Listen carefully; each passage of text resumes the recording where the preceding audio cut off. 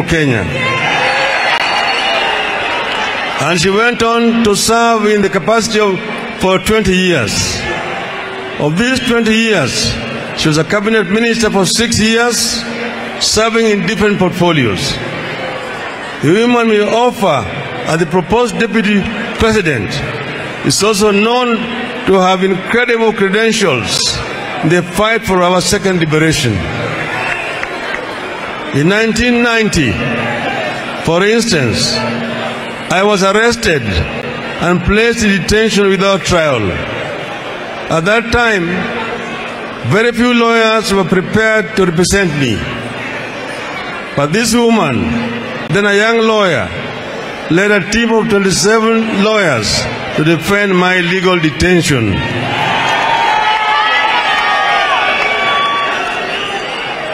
When I moved a motion in Parliament to set up a select committee on constitutional reforms and was deserted by my colleagues in the opposition, only she and the late George Moseti Anyona stood by me.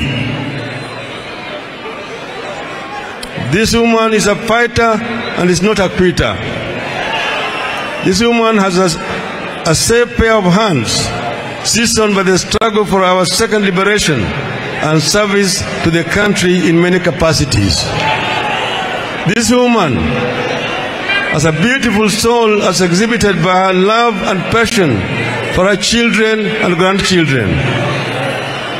This woman will be a great co-creator and will make a remarkable first deputy president of the Republic of Kenya. As a co-worker, I want her to finalize the unfinished business of making our constitution. And I want this done because when the late Mwai Kibaki and I put for the 2010 constitution, we admitted that it was a work in progress and it needed some further work. Because I am a man of my word, I will task her with the assignment of completing what we started. And I am persuaded that she has the right pair of hands to accomplish this task. My dear Kenyans,